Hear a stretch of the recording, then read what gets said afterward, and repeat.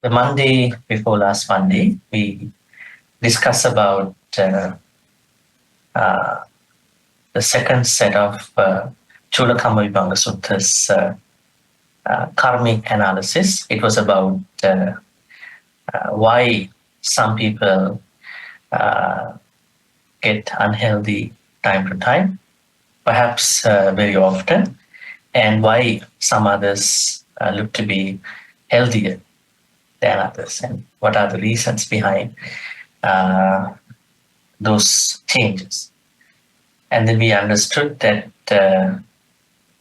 one of the reasons could be karma, and it is not the exclusive reason. There may be other reasons too, but one of the reasons could be karma. And last Monday, we canceled the class for you to engage in the Vesak activities. I hope that you join Buddhist Mahavihara's Vesak activities or any other Vihara you are associating. And now we are back here for our Sutta discussion. And today we are discussing about the third set. The third set is about why some look beautiful compared to others. Is there a karmic relationship for some others for being beautiful, maybe prettier, more handsome? So this is what we are going to learn today. So I hope that if there are newcomers, you must have received your perhaps links from Sister Eng, also the notes for today. And the section of the sutta for today is inside the blog post, so that we don't have to go to sutta separately. This is one place for it. Let's take a look at the blog post now. Day 78. Why are some people naturally beautiful while others struggle? Understanding karma through the Culakammavibhanga Sutta. The path to ugliness, the path to a pleasant appearance.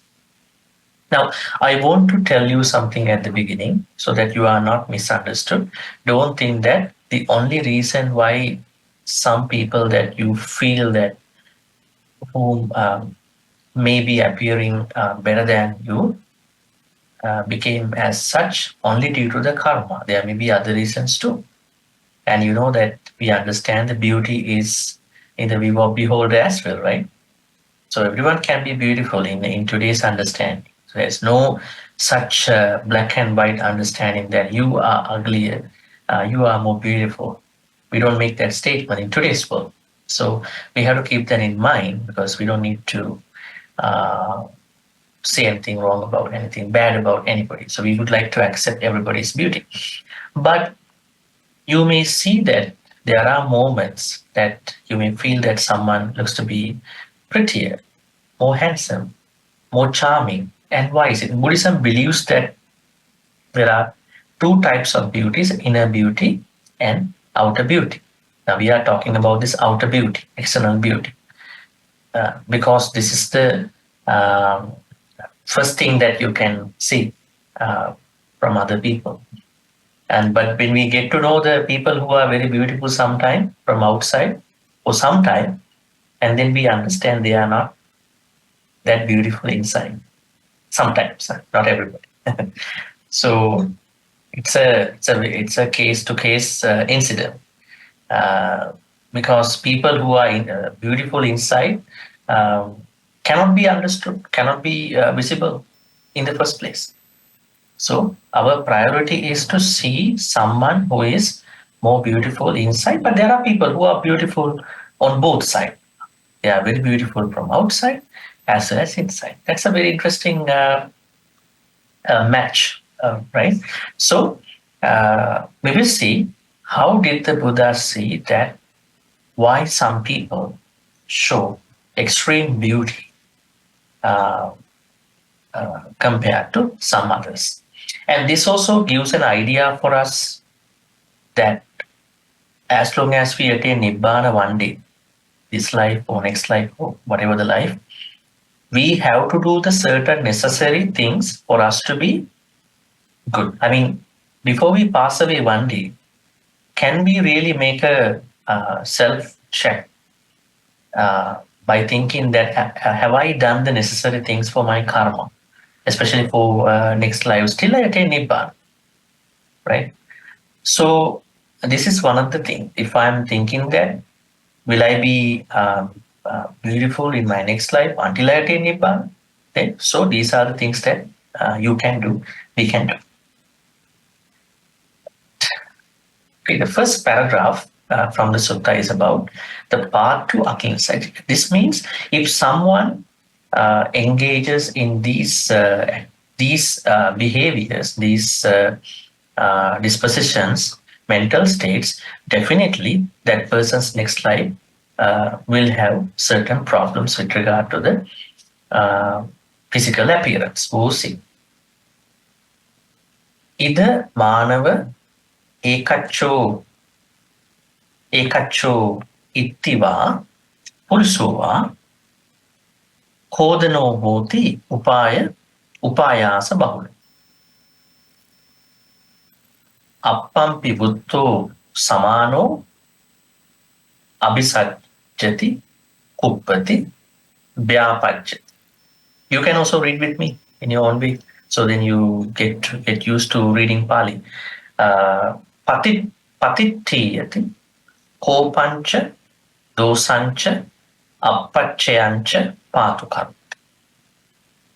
So tena kammena evam samatte evam samadhinne kayassa bheda parang marana apayan duggati vinipata nirayam upapajjati no che kayassa bheda parang marana apayan duggatin vinipata nirayam upapajjati sache manussattan agacchati yatta yatta pacca jayati dubbanno dubbanna samvattanika esa manav patipada yadidam kodano hoti upayasa bahulo appampi buddho samano abhisajjati kuppati vyapajjati patittiyati kopancha dosancha appacchayancha patukaroti. Okay. So let me tell you a rough idea here. The rough idea here is that the reason behind why some people lack a certain kind of extreme beauty is due to their anger and then the related incidents. So anger management is the reason. Yeah, it is not even the reason for this life. Sometimes we are born with a very beautiful physical body, but when we don't understand how to manage our anger-based mental states, our largest organ in the body, right, skin, is showing certain fast aging symptoms. So I think it's pretty clear for this life too. But we need to understand what are these Pali words exactly. How did the Buddha mention about this anger problem in different mental states? So psychologically speaking, these are very interesting to understand, these particular Pali words and then the relevant contextual meanings.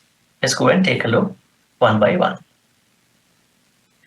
Idamanava ekaccho. Ekaccho means some, not everybody, some. Itti means woman, and Puriso is man. Kodano hoti upayasa bahulu. Let's clarify this area. Kodano means Koda means anger, right? Koda means anger. Pali word Koda means anger. Now you might be wondering about dosa, right? The Pali word dosa.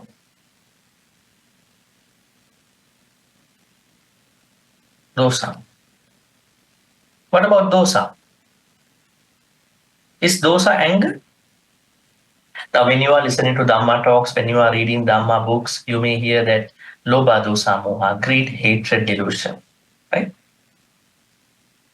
Dosa is not directly translated as anger. Why? Hatred or dosa is the fullest version. I would say is the larger version of anger. Anger is a normal emotion to everybody, but dosa is a very problematic stage. That means dosa is being carried out by people who doesn't understand how to manage the anger. Anger will arise, stay and go, depending on how we manage it. But dosa is a very complicated stage. That's why here we understand as a normal emotion, there is a woman or a man who is angry, not even angry. You can see here, upayasa bahulo. Upayasa means irritation. Bahulo, always being angry because the person always gets irritated. Now think about our life. Are we getting irritated since morning till the evening? Can you see a person who can be very irritable all the time? You can say, okay, I am irritated because you are such an irritable person. You are annoying me, right? So it works on the both sides. You irritating me and I get irritated. So the problem here is that the way how we process the other person's activity. If I don't mind about that person's activity, I'm okay. Now, one of the biggest issues with regard to irritation is the modern idea that we all are hardwired is perfectionism. We want things to be perfect since morning till the evening, right? And we are uh, like a machine from morning to evening. House has to be clean like that. By this time, it has to be done. You have a role, you must play the role. I have a role, I must play that role. Uh, these particular activities should be done by this time and that time. Yes, I mean, it's good if things are happening in that way. But sometimes we may see some human errors. Right? Somebody can be sick, somebody might not be in the right mood. Things may not happen in the way how we expect. So this could be one of the things some people might find irritating. Right? So it's a problem with the attitude. Because as Buddhists, we have to accept anicca. People are changing. People are physically changing. People are mentally changing. So if we accept that fact, I think we can live with anybody. Because the fundamental concept in Buddhism is anicca, changing dynamic. So if we accept the changes, or at the very least, the phenomenon of anybody being changed, we can easily get by. I mean, deal with anybody, any situation. But the problem here is that not many people can understand that. They only understand anicca as a theoretical thing in the books. Right? Anicca is always in the books. Maybe only during a Dhamma talk. When you finish the Dhamma talk, when you exit, some, maybe many, maybe some, they are not able to process it in their daily experience. That is why irritations are very fast approaching them. And we can make any small event as an irritation, right? The way how people talk to us, the way how people respond to us, the way how we want things to be done. Anything can be a frustration or irritation in a moment of time. So it's all about managing, understanding more about other people and us. Right? So, anyways, now here we understand there may be a man or woman in a past life. This is about the past life at this point, and we can even relate to this life. This particular person is always angry. Not even that, always very irritable and irritated. Even for a small thing, gets irritated. Even due to a twist of words, also that person getting annoyed and irritated. I don't know how many people might have. You must have met such people. So we have to be very compassionate to those people. You don't have to worry. You don't have to be uh, upset about it, right? We just have to be very compassionate. So then we will understand what to do with them. So here we understand a woman or a man always angry at the same time, constantly. Bahulo means constantly irritate. Not even that. Appampi butto samano abhisajjati kuppati vyapajjati patittiyati kopancha dosancha appacchayancha pati. Take it as one. Appampi butto samano. Appampi butto samano means even for a small thing. Abhisajjati. Abhisajjati means Abhisajjati. Abhisajjati means gets offended. When someone says a small thing, also this person gets offended. Right? Even for a small thing, because they are very much reading every letter, everything. So this is a problem with the sanya, perceptions as well, right? Even for a small thing, this person gets offended. Abhisajjati means gets offended, right? And then kuppati means, we did about kodano. Here kuppati means, again, gets angry. Vyapajjati. Vyapajjati. We know a Pali word called vyapada. Vyapada. This Pali word vyapada means ill will, right? Ill will. Vyapajjati. Ill will means a very bad thought, right? I think the worst thought that you may have during the day. Thoughts of destroying other people in terms of life, emotions, their reputation, whatever the things, even character assassinations, maybe on social media, maybe giving wrong information, right? It can be anything. So ill will. So the person is having thoughts of ill will.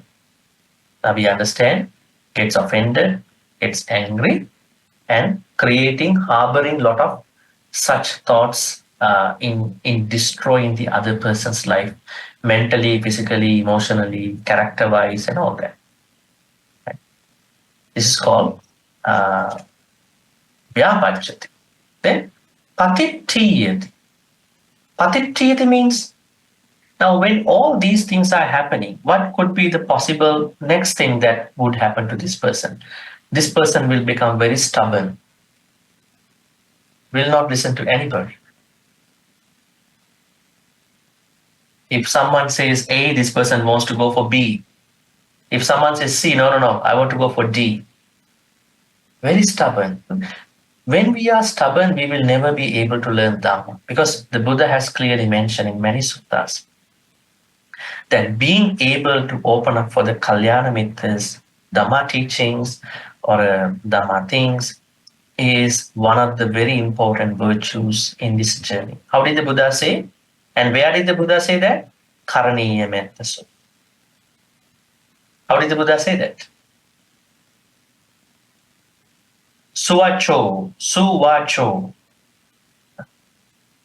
Sakko, Ujucha, Sujucha, Suvacho, Chasse Mudu Anatimani. Suvacho means being able to open up for the Kalyana Mitras who can give us life advice. It's very important. Now this person in the process of being very angry, irritated, get offended, creating lots of harboring thoughts. Now, finally, what will happen as a ripple effect is that this person is becoming very stubborn and will never want to listen to other people.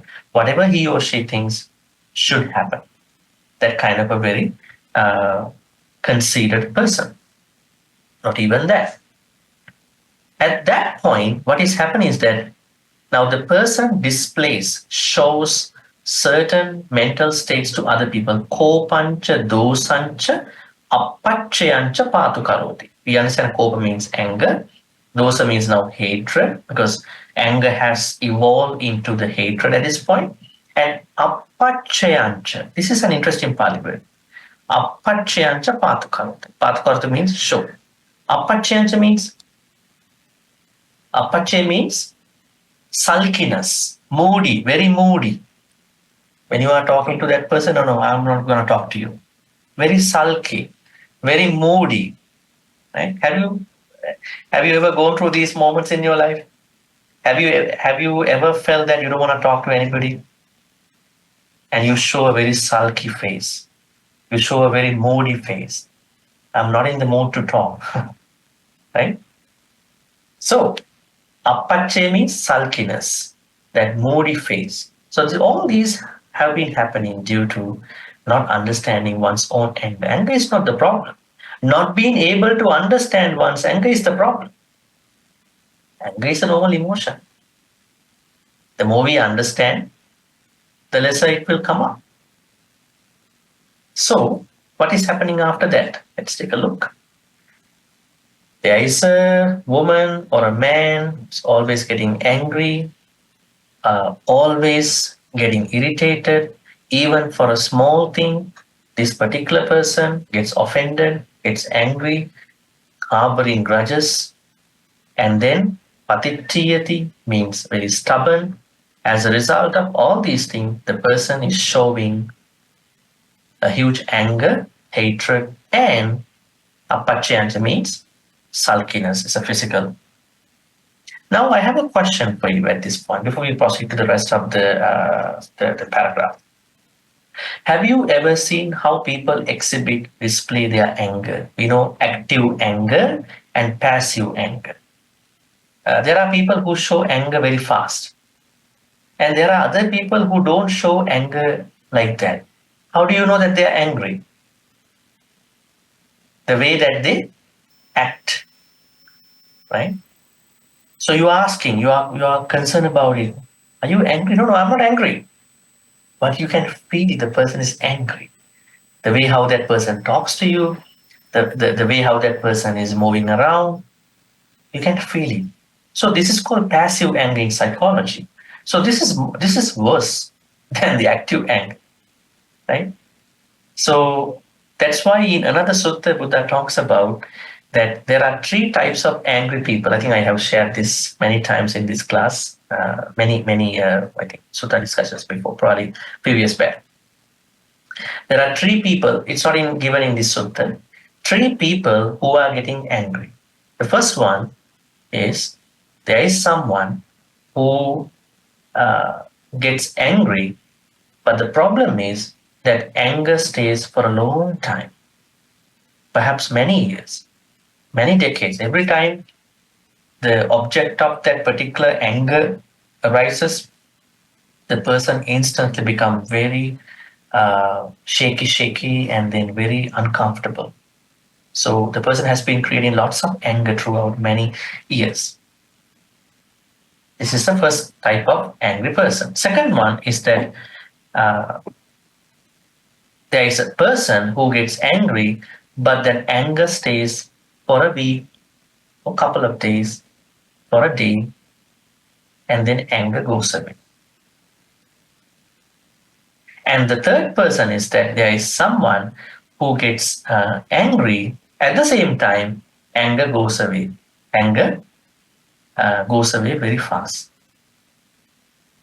I think we should not be falling into any of these 3, because the moment we become angry, we might not know what's happening to us, right? It's better not to give a place to anger. So we need to, that's why I'm trying to tell you, we need to watch what's happening to us. Have you ever done this thing? When you're becoming angry, have you ever been able to see, am I on the way to become angry? Am I on the way to become very offended? Am I on the way to become, uh, what do you call, very much irritated? Have you ever done that? Or have you only been able to see, I think I'm angry. That's why I blame that person, scolded. I said a very bad word. I think this is the moment that people always remember. But what if that when the anger is arising, if we were able to see that through our Dhamma understanding, that would have been a very, very higher stage of your Dhamma learning at that point. That's why this Dhamma learning has to go to that kind of situation.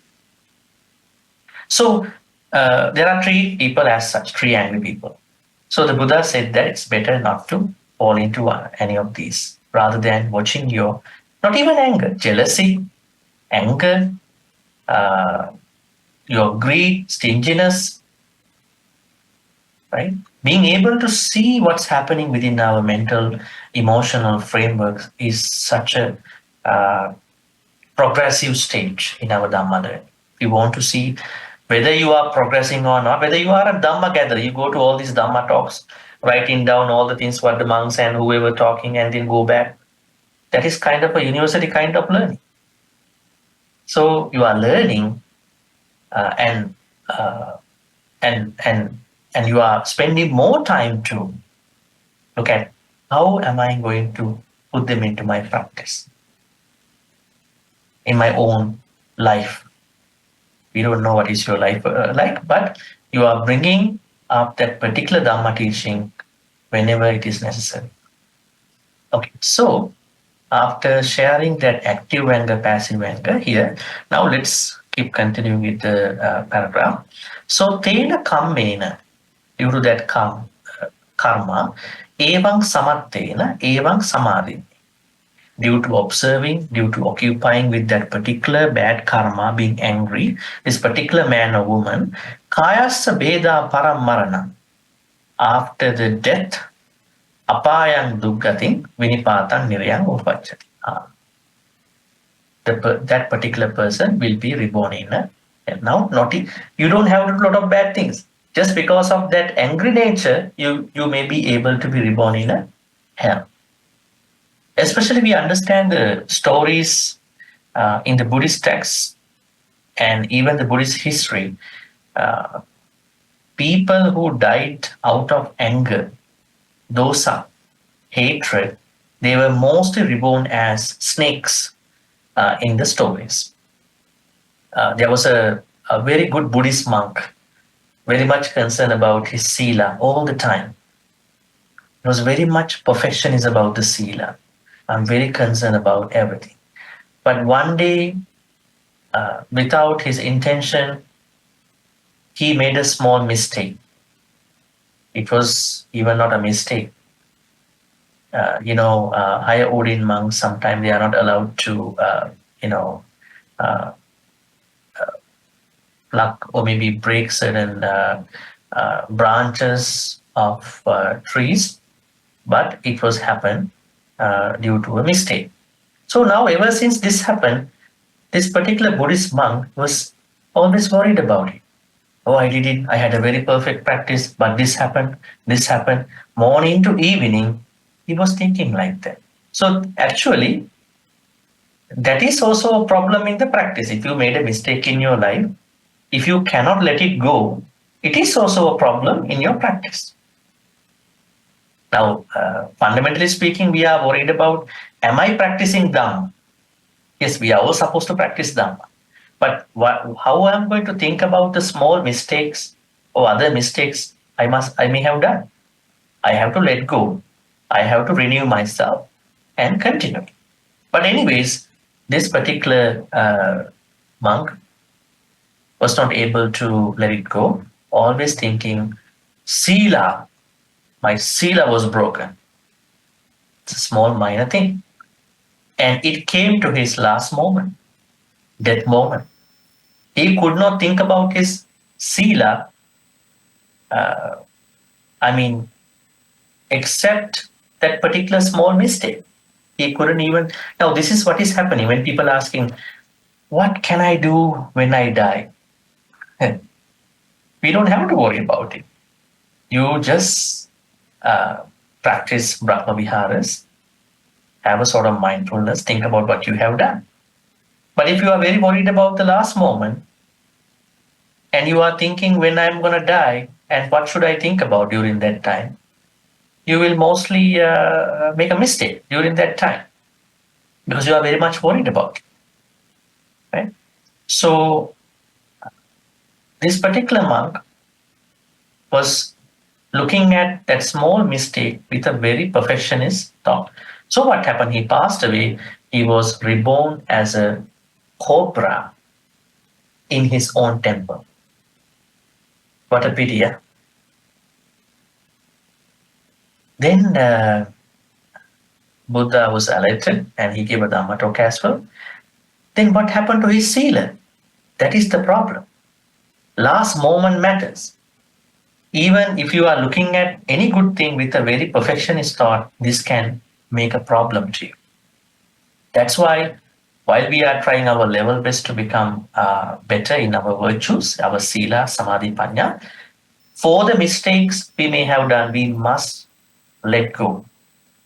Don't bring them with your practice. I made this mistake. I think I did a bad thing. Because that worry will become a hatred, will become a dosa during the moment of the death. And even the example of King Ashoka, we understand what happened to Dharma Ashoka, and he passed away with some anger. So then what we need to understand is that it is not even necessary for someone to break the 5%. If you are angry all the time, you may be reborn in a apaya, according to Sutta. That means anger is not the problem. We must be able to address our own anger issues if we have. Right? Anger management is very important. I'm not talking about removing anger. You must be an anagami person to do that. As ordinary human beings, we must be able to address our own problems, our negativities, our anger issues within us. Then only we can find the answer. So that's why the reason why some people become not that pleasant in their physical, appearance also coming because they were not able to address their anger problems in the past life, right? So let's keep continuing to read. This is what we're going to be finding now. Let's say if the person was not reborn in a hell as a consequence of being angry for the whole time, no che kaya sabeda paramarana apayan dukkatin vinipatang niryang uppajjati, then if not reborn in a hell, such a manusattang agacchati. In case for another good karma, if the person is coming back to be reborn as a human, yatta yatta pacha jayati dubbanno hoti, is going to be not pleasant in the physical structure, regardless of where that person is going to be reborn. And dubbanna sangvattanika hoti, this is the path to become unpleasant. Pariparayadda kodano hoti upaya. Same phrase is recurring. Now, what is to be understood here? Buddhism tells us a path to become ugly and unpleasant. Who would like to choose that path? Nobody would like to choose that path. Everybody wants to be pleasant, nice, beautiful, pretty handsome, right? Then this is not the path we want. Because as long as we attain Nibbana, we should have a nice, comfortable life. We don't want to be in trouble, right? That's why we need to understand that anger, anger mismanagement is not even our personal problem. This is the very issue that we might have in terms of our physical appearance. Let's talk about the good side. What about being very pleasant, being very charming, being very pretty, handsome, beautiful, and all these good qualities? How can someone naturally be reborn with that kind of a life? Let's take a look. That is the opposite of this. You can see. same paragraph, but there are words, letters that show the difference. Ekacho ittiva purisova akkodano. There is someone, man or woman, who is not getting angry. Things about anger happen, but the person is not processing this to be anger. Anupayasa bahulo, not getting irritated. There are many people who are making us irritated in whatever the way, willingly or unwillingly, but this particular person is not getting irritated. Let them do that. But I know how to address this thing. I know how to behave. I'm not going to be a trap. I'm not going to be their own trap. I understand this is another Mara's snare, Mara's trap. I know how to proceed. I know how to process my thoughts with regard to these people activities. Right? Not even that. The person also very conscious that bahum pivutto samano na abhisajjati na puppati na vyapajjati na paticciyati na kopancha dosancha. What does it mean? This particular person is not getting offended. Always understand what's happening. No, not processing those unnecessary angry thoughts, angry activities, situations other people are making. No ill will thoughts. Not getting stubborn, and no showing of any sulkiness. I think you must have seen such people when there are a lot of things happening in their life, but they are able to happily talk to you. Right? Sometimes they are not even Buddhist. Right? They are not even Buddhist. They have never been to a Buddhist temple as well. They never known the Pali word Dhamma. Then how have they been able to become as such? Sometimes it is because of their past life management of these kusala activities. At the same time, maybe their environment, their family background, genetic background, right? There are a lot of things involved. So, if someone wants to look present in the future life, or maybe if you want to understand why someone is very present in this life, the very reason is that that person did understand and understood how to process the situations in which how other people are trying to make him or her irritated. That person clearly understands, I don't have to be irritated. I don't have to be offended. But then, this is something very easy to say, but what is the real practice in terms of this? Is it very easy for us not to be irritated when other people are irritating us? It's not that easy. If it is that easy, then everybody would have managed those situations far better than that they used to be. So then, what are the things we need? We need lots of mindfulness. That's why I'm saying mindfulness is not for the temple, not just for the retreat. Mindfulness is needed for our daily problems. That's the very important place. When you are coming for a retreat, who is going to be bad? You're all planning, you are meditating, you're all good. But going beyond that artificial, superficial goodness, greater good, you are thinking how to bring this level of understanding into my daily activities. How not to be irritated when someone is picking on me. Should I hit back? Should I talk back? No, I'm not going to talk back. I understand. If it is so necessary for me to clarify a wrong incident, maybe a mistake, I will talk, but not being irritated. Right? So then here what we understand is that the person who does not get irritated, does not get offended, is the one who will have a potential pleasant physical appearance according to the Culakammavibhanga Sutta. This part. Not even that, you can see, so tena kammena, evang samattena, evang samadhinnena, by practicing this anger management, what do you call this kusala way of addressing those irritation, frustration, angry issues, this person will be reborn in a heaven, sugating, sadgating, lokam pajati. Sache manussattan agacchati. If this person is not reborn in a heaven, if the person is coming back to the human world, what will happen? Sache manussattan agachanti. Yatta yatta pachaya. Pasadiko. This is the Pali word for being, what do you call? Handsome, pretty, charming. Pasadiko. Pasad.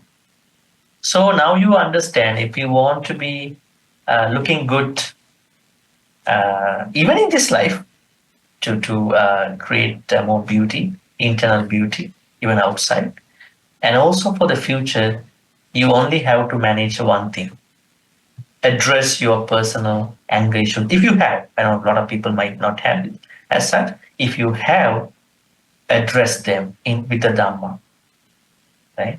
You understand. You do a reflection by yourself in your life, in your family life, in your daily life, and when you discuss, when you deal with your children, when you do things at your work, address, if you have such, address them, and then try to find a way out to get out of those issues so you are able to uh, be good according to this Culakammavibhanga Sutta's suggestion. So, not being able to overcome anger is the reason for becoming unpleasant.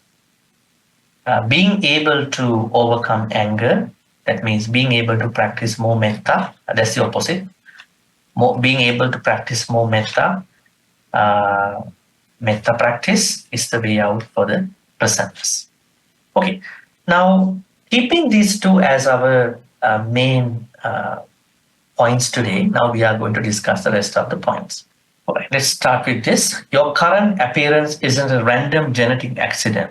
It's karmic artistry, maybe shaped by your emotional habits, especially how you have handled anger. We do understand, we would like to relate us to genetics actually. Think about if mother is so pretty and we expecting the daughter should be pretty as well. If the son, if the father is such, people are trying to make a connection that big. Then what is the uh,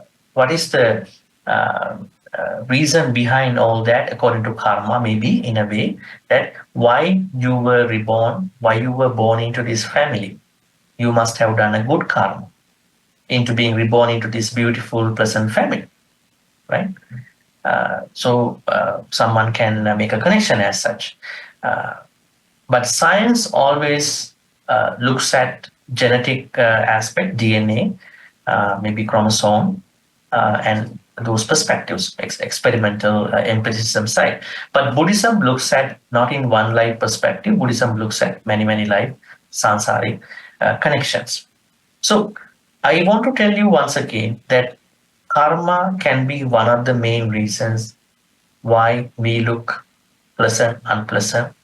And it's also a very case by case and beholder involved perspective. But we understand our face, our body is for the most part coming from karma.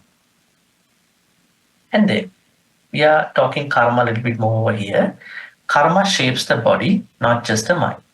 According to the Culakammavibhanga Sutta, which we are discussing, MN 135, the Buddha reveals that physical appearance in a future birth may be conditioned by our mental conduct in past lives, particularly how we handle anger, resentment, and irritation.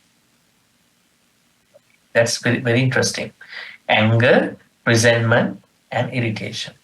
Now I think many people know that we have to properly handle these things. There's no problem. Even the person who is very much getting angry also knows that I have to overcome this problem. But why such people are not able to make it a practical reality?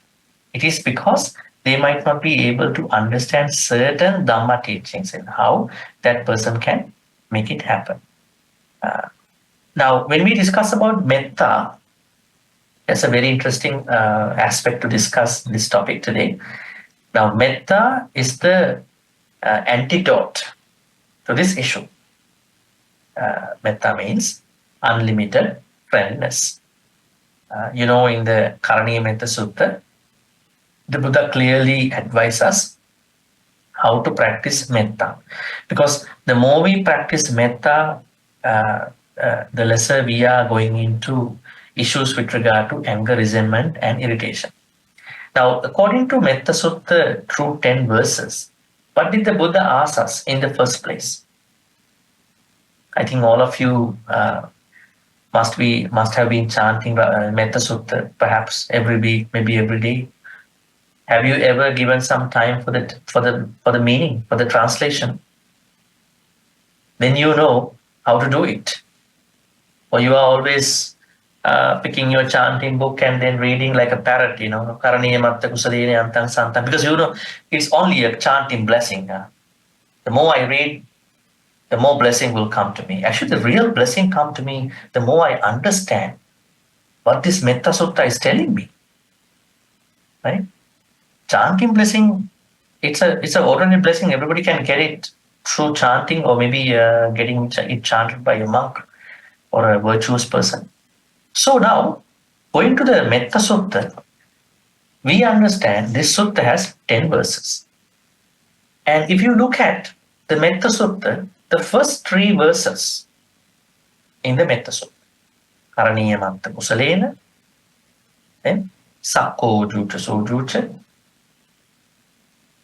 then Nachakuddang Samachari, right? These 3 verses are telling us something. What are these 3 verses telling us? These 3 verses are telling us that before you touch metta, you must have cultivated 15 skillful habits, more or less. Now there is a question. What are these 15 skillful habits? The metta is difficult for many people to practice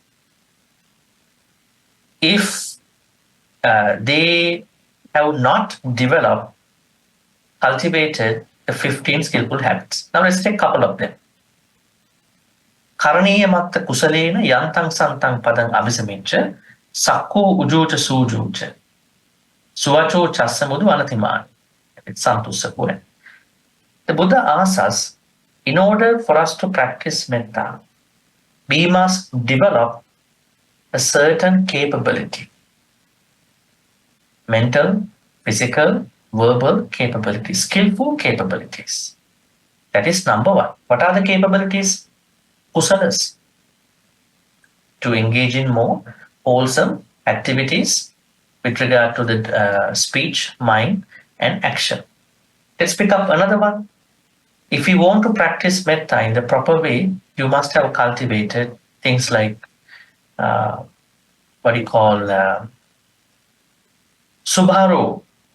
Subharo means you should be someone who should be an easygoing person. Subharo. You are not trying to depend on other people that much. You are not going to disturb other people just for your happiness, your daily needs that much, unless you have a problem. Subharo. And then Appakicho. Appakicho means everyone is busy in today's world in their own way, but we should be able to create time for the necessary things that we are supposed to do. What are the necessary things? Taking care of oneself, perhaps taking care of your parents, or your family, right? So the Buddha said, Appakicho is also a skillful habit you need before you practice metta. Because the more you practice these skillful habits, 15 skillful habits, the better you are into this metta. Then the metta starts from what you call, how to find out the audience for the metta. Those beings who can be seen, who cannot be seen, who are near, who are far away, who are dead, who are going to be reborn, right? So that's why we need to understand this Metta Sutta first. We have to read it with the translation. That understanding will help us practice metta in the proper way. Not that you sit down and saying that may I be well, happy, peaceful, may no harm come to me, may no difficulties come to me, and these mantra type metta will not work that much. It will work only if you follow the Metta Sutta's procedure. With that, you can go for that kind of practice. So now we understand uh, our appearance, our physical appearance, physical beauty is mostly depending upon how we have managed our anger, frustration, and irritation. Let's keep going. Ugliness or unpleasantness is not a punishment. It can be a natural karmic effect of harsh, hostile mind states. Beauty isn't reward. It is the visible fruit of inner peace and emotional mastery. Emotional mastery, yes. We have to always master in our kusala emotions. Karma is not arbitrary, it's lawful, just as overeating leads to weight gain, emotional violence distorts future. So I think all these are connected to karma in a way, but we understand that karma is not everything as we discussed, but our body, physical appearance, pleasantness, they may mostly come from past life or past lives. The true cause of unpleasantness, anger gone unchecked. The sutta says clearly those who are short-tempered, easily offended by the slightest criticism, frequently irritated, prone to hatred, blame, and mental revenge, tend to be reborn in unpleasant forms, unpleasant appearance, even in lower realms, apaya, depending on the intensity of that karma. So we have to address these issues if we have. Right? The only way is understanding metta. That's a good starting point. And anger is not merely a bad emotion, it's a mental state that must be transformed into loving kindness, metta, not tolerated or suppressed. If left untrained, it becomes a karmic sculpture of future pain. So when we feel that anger is coming out of our control, we should never tolerate it. We should never suppress it. We should be able to transform. It's an energy, right, onto the good side, metta side, if it is arising. At the same time, we understand the secret behind natural beauty, non-anger. The Buddha contrasts that with those who are patient under pressure, don't retaliate when insulted, remain calm even when criticized, do not hold grudges. Actually, these are very important aspects. You may not be perfect in those situations. At least you know I'm not supposed to do it. Nobody's perfect. But we know, or we have to understand, according to Buddhism, that we know the proper thing that we have to do in terms of these situations. Going back, we are under very much pressure. So, how to be patient in that situation? And we are so much insulted. I want to make sure that I am safe, but at the same time, I don't want to retaliate. Retaliation is not the Buddhist way. And I'm so much criticized. I want to make sure I'm safe and I continue my journey. But at the same time, I have to remain calm. And as a result of all these things, it is normal grudges can come. And I'm not going to hold on to any wrong views that create grudges. So this is a very important aspect with regard to our natural beauty. And think about even the beauty, pleasantness that we are carrying now in our life, although we have a different good or bad, pleasant or unpleasant physical appearance, the way how we manage these emotions really affect. This is very interesting. I'm picking up the 11 benefits of metta. You can see the 9th one. It's about the physical appearance over here. Let's talk about. There are 11 benefits of metta meditation, metta practice. I'm always saying that metta is not just a meditation, it's an attitude. Metta is an attitude, not just a meditation. If you put it as a meditation, then every time you are angry, you have to do the meditation. Is it easy to do it as a meditation? No. So it has to be an attitude. You talk to people with metta, right? You listen to people with metta. Even you sit down, you are sitting now with metta. By the end of the sutta discussion, by around 9:30, like another 30 minutes, half an hour, you standing with metta. You go into the car with metta, driving with metta, and do everything with metta. It's not that you only do a metta meditation half an hour, 5 minutes in the morning, and then uh, someone is trying to irritate you, and you get very bad, and then you are blasting at the end, right? That is not metta. That means it has to be an attitude, metta attitude. It's not the meditation in the first place. Meditation can be done in a way, but it is initially and more importantly an attitude, daily attitude. So when you are having metta as an attitude, then you are eligible. You will be able to enjoy 11 benefits. This is another sutta.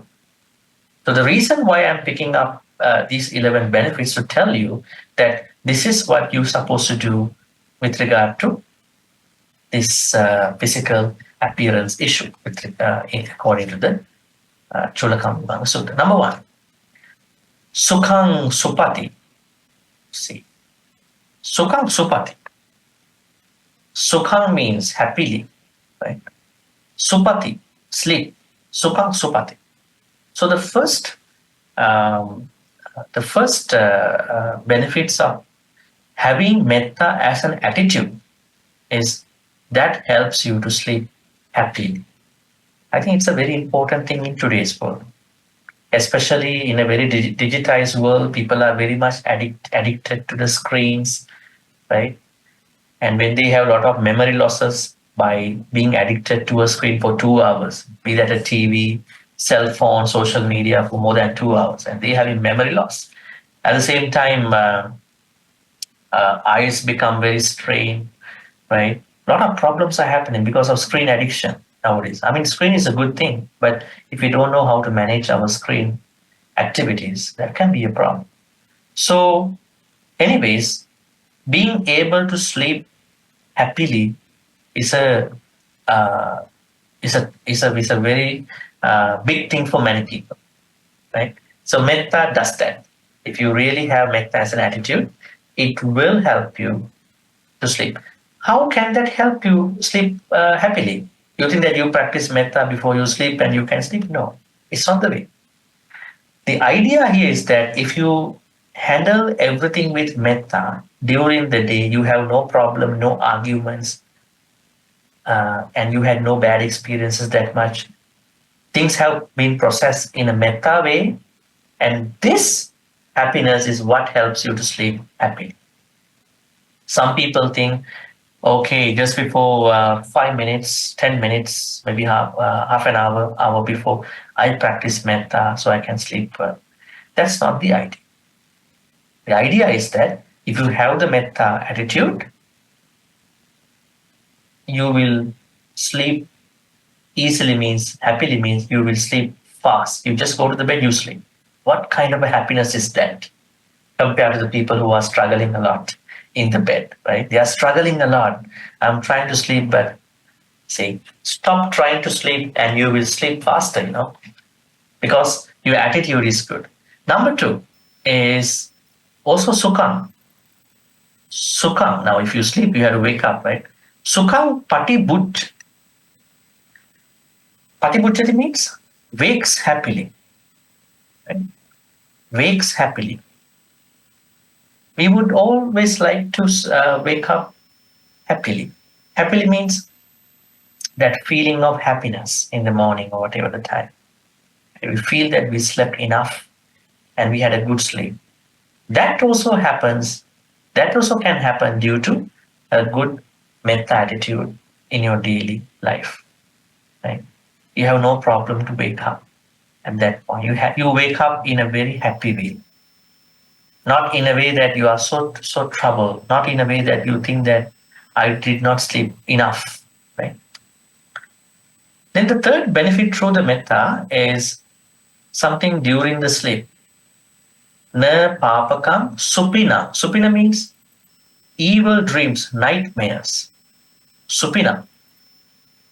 Na papakam supinam pasati. You don't see any evil dream. I think not even evil dream. You don't dream. Because when you dream, you are not sleeping. You will feel very tired in the next day. It's better not to see any dream. Right? So the papakam supinam pasati.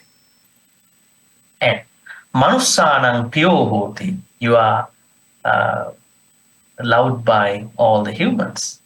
And amanussanang piyo. So by the non-humans, deva naga mahitika. Not even that. Devata rakkanti. Deva protect you with whatever you are doing. Not even that. Nasa aggiva, fire, visang, poison, sattang means weapons. Fire, poison, weapons don't harm you. Just because we are discussing that, don't try to test it on you, right? Never test these things on you. This is what we understand from Samavati story. Samavati story, you understand, Magandia, the Queen Magandia splash some hot water into, boiled water into Magandia, Samavati. Magandia splash. And at that point, nothing happened to Samavati because she had lots of metta. But later on, she was assassinated by Magandia and some other people. But the idea here is that not that we want to try it out, rather we understand if we have a very good metta attitude, others who don't like us, if there are such people, cannot disturb us. If they want to do something wrong, they may not be able to do it. And then, tuvatang chittang samadhiyati. You get concentrated very fast. Tuvatam means fast, samadhiyati, right? So that means if you want to practice a certain meditation, you need concentration. That concentration is possible if you have a metta attitude on the side. And then, our important thing that we want to discuss here, Mukha Vanno Vipassina. Mukha Vanno Vipassina. Mukha Vanno means facial complexion becomes serene and radiant. That means your face, whatever the face you have, shows radiance, a glowing face, kind of an aura for those people who can feel it, right? So metta attitude can do a lot of things, kind of a superpower in a way. And then, more importantly, asam mulho kalam karoti. You will die one day with mindfulness. Now, for those people who are asking how to die mindfully, they are asking this question from us sometime. Practice metta, so you will not die without mindfulness. This is the answer. They are asking how to die mindfully. We don't know when and what time we're going to die. But what to do? Practice metta as an attitude. Then you will die mindfully. You don't have to worry about the time, date, and anything, right? And the last one is also very important. Uttaring appati vichanto brahmaloku. If you did not attain nibbana here, after the death, you will be reborn in the Brahmalokas as an anagami, perhaps, or maybe in the Brahmaloka as a non-anagami. That's a safe place for spiritual activity. So all these are possible due to preserving, due to maintaining a metta attitude. So try to make your attitude with regard to metta. Talk to people with metta, think with metta, act with metta. So the rest of the things will be make sure that rest assured that everything is okay at that point. So Your speech, your actions, and your thoughts can be done with metta anytime. So that is the way how you're going to keep your anger management, your own issues very much under this kusala scrutiny. And then we are continuing at this point. You can read your past by looking in the mirror. This is not to say that you have to worry about your this life, because we, you might you might check yourself, but this is something that we can understand. Do I feel unattractive even when I try? Do people feel uneasy around me? Is my presence dull, my face tight, my energy drained? These questions can be asked not in a way that we have to feel distressed or stressed out, in a way to check what should I do now. If I am as such, I can change myself in my this life and for my future life. You can see here, this may reflect an emotional pattern of aggression from past life, not a curse. Understanding this brings freedom, not shame. Freedom means you are finding your way out and what to do now. While we acknowledge karma, we are not bound to suffer passively. We can respond wisely, take conscious steps to transform our body image and cultivate the qualities that shape both inner and outer beauty. Right? I think you can read the rest. Now we are talking about what to do in essence with regard to this issue. Number one is loving kindness or metta. Right? Now, why we are talking metta here, not just a practice that will help you for the future life, but also the most important practice in this life to manage everything. So, metta is number one, as we discussed. We just discussed about the 11 benefits. Number two is patience. Kanti, metta and kanti builds karmic immunity to criticism. Now think about, there are people who are blaming us, scolding us, raising voices against us. So then, let's say this is a bad karma we may have done in a past life. Then what can we do at this point? We can change our destiny at this point. We are becoming patient. We are not going to respond to them, but not react to them. We're going to respond to them in a nice way, in a better way. Like how the Buddha responded to many people, right? So patience is the second thing after metta, because when you have the metta, it is easy for you to truly get into kanti. Kanti means patience. Not even patience, forgiveness, kama. This helps us dissolve subtle resentment. Now think about the small minor things or maybe major things that must have happened to us in our life from other people. Think about the problems, think about certain activities other people uh, must have done towards us. How are we going to look at them after many years, after many months? Maybe we are not with them anymore. We have no connection to them anymore. So how to look at these things, right? Are we going to always bring our memories and then always going to feel unhappy about these things, right? That is why the Buddha said you have to forgive. Why? Forgiveness is the first thing to do with regard to letting go. Why many people cannot let go? Because they don't forgive. That's why when you do a puja, when you come to the temple or when you do the puja, what you are normally doing at the end of the puja? At the end of the puja, you are reciting 3 stanzas, right? Kayena vacha chittena pamadena maya kata. Achayang kamame bhante. Achayang kamame dhamma. Achayang kamame sangha. What are you doing at this point? At that point, you are saying, if I have done any mistake about the Buddha, Dhamma, and Sangha, now I want to apologize for those mistakes. May the Buddha, Dhamma, Sangha forgive me. Why is this important? You can do the puja and you can go to the chanting. You can do the retreat and go back. Why is it important? Letting go will never start until you forgive. Now, why many people cannot manage their anger uh, could be coming from not being able to forgive.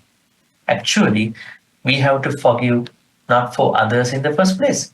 We have to forgive for our own sake in the first place. And some people are making an argument, why should I forgive? Very terrible, horrible, bad people have done a lot of bad things to us. But you are forgiving them as a Buddhist for your own sake, and later on you understand you are not having any connection anymore with those people, so you have to let go. In order for you to let go, then you need to forgive. So once again, we're going back how to manage our anger thing. It's a long process. One is metta. Second is kanti. Second is kanti. You can see the list over here. Metta, then kanti, patience, and third is forgiveness, karma, right? Because it dissolves subtle resentment, right? And not even that. More importantly, right speech, samma vacha, prevents harsh verbal karma. Now, when people are behaving in a wrong way, in a poor way with regard to us, what can happen instantly? We are going to give our opinion towards them. We are going to give our thoughts about them. So, what are we going to use? Our words, our speech. We might hurt them. We might say bad things about them. We might gossip. We might idle chat. I don't make sure that our voice is under our management. So speech matters. This is also the reason why the Buddha said people make a lot of bad karma not from the mind, not from the actions, but from the speech. Why? There are only three bad actions from the body: killing, stealing, sexual misconduct. There are three bad thoughts: uh, covetousness, and then what you call ill will, and then wrong will. But there are four bad speeches. It's four: lying, slandering, hurtful speech, and then gossiping, idle chatting. So that means verbal misconduct is the very rampant, very constant bad karma that many people are making. In today's world, you can see how much misinformation have been spread all over the world, right? You think about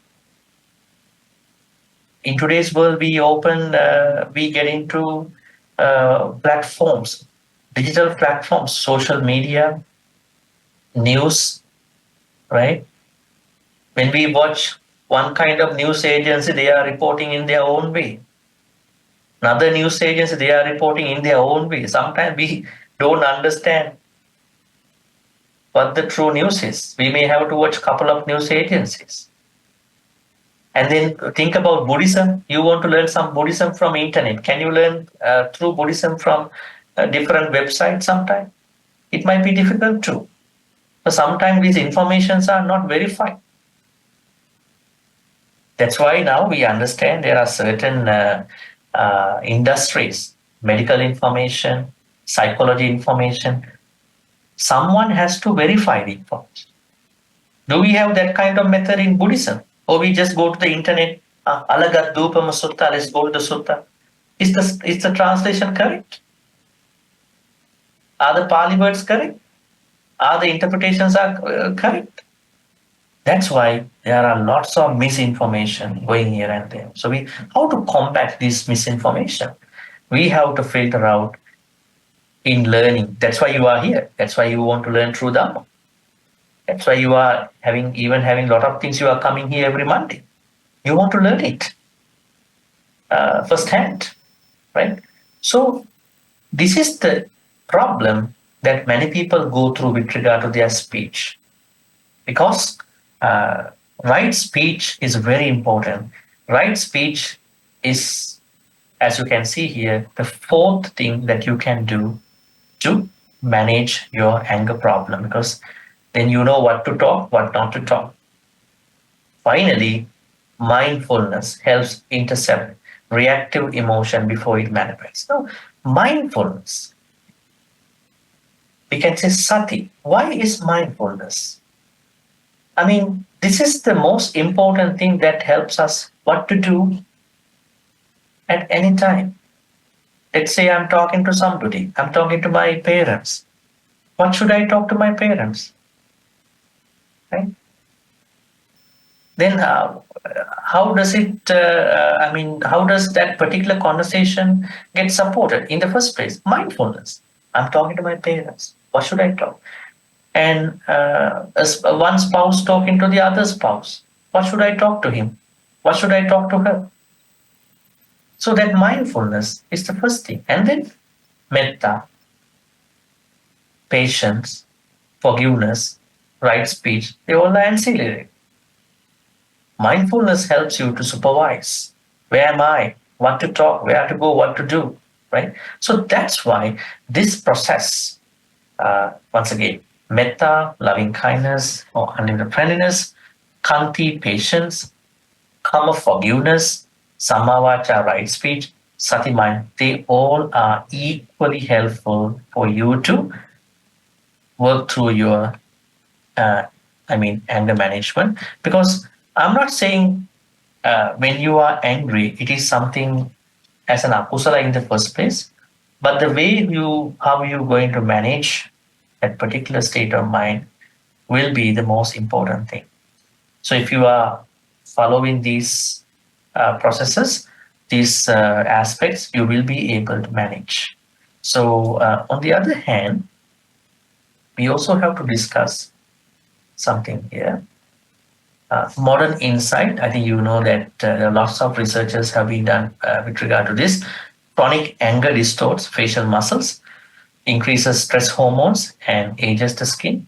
Regular meditation, metta as an attitude, increases facial warmth, emotional attractiveness, and immune health.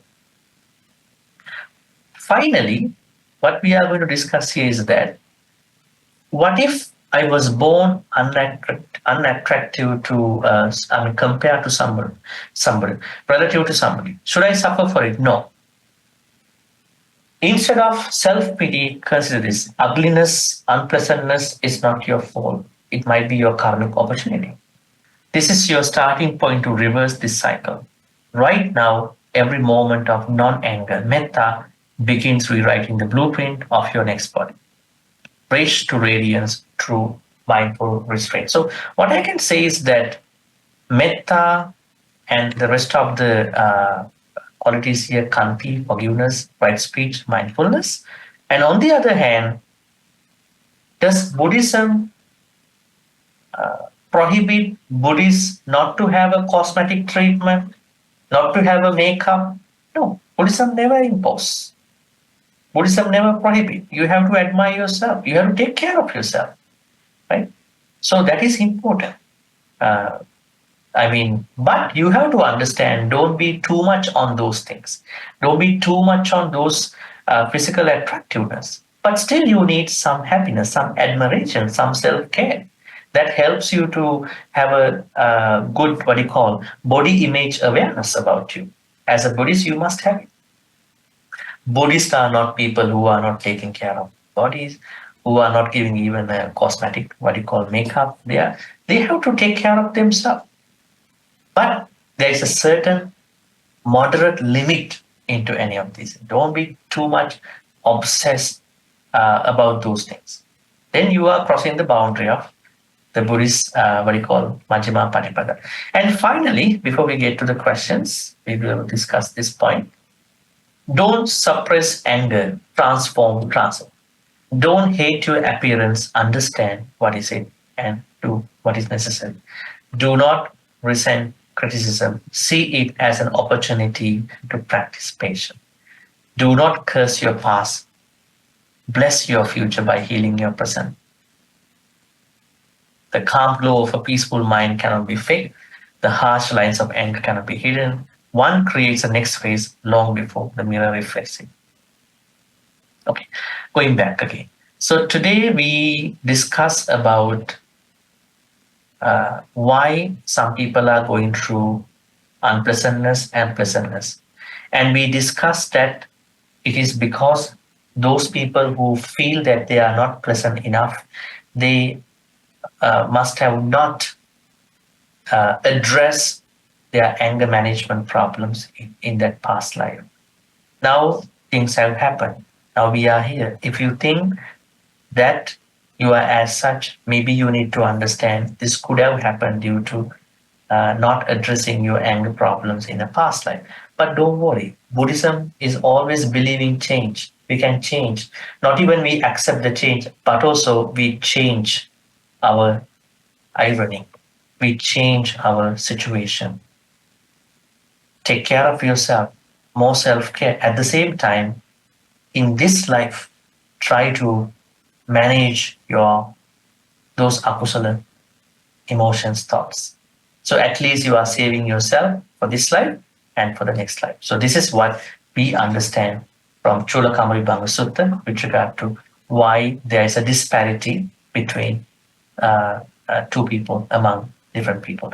All right. Now, if you have any questions about today, please come up to the mic and you can ask by coming near the laptop over here. Bhante, how to transcend anger?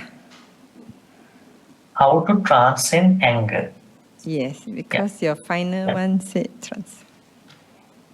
Yeah, transcend or transform. Okay, this is what we have been discussing. Everyone's anger is rooted in different perspectives. So the idea here is that there are solutions that are given by many people with regard to anger management. One is we have to control our anger, resist or control our anger. But Buddhism says anger is an energy. Energy cannot be controlled. It has to be transformed. Let's say the problem is that why we are coming up with anger is a problem as well. That means we don't have a daily metta practice. We have to address that separately. On the other hand, let's say now I'm getting angry. I cannot blame myself not practicing. What should I do at that point? I have to understand I am getting angry now. So this anger has no base. I think I have to find a better way to address this situation. Anger is not the way to solve this problem. So that understanding is what I call as transcendence or transforming the anger. And if you are not able to understand that, then it will take you to a very different, unexpected situation. You might do something wrong to other people, and it's going to be a mess at that point. So transforming here means when that anger is arising, at that point, you are trying to think about, is this the best thing to do? Is becoming angry the best thing to do now? I don't think so. I think anger is not the best thing to any situation. I think we are missing out on something very important in that thinking. So I'm trying to motivate myself into thinking what could be a better way to solve this problem. And that understanding has to be there. That is the transformation. Sadhu, sadhu, sadhu. And wishing you a pleasant good night and safe journey back home until we see again next Monday, the same day. Thank you, everyone. Take care. Thank you and good night, Bhante.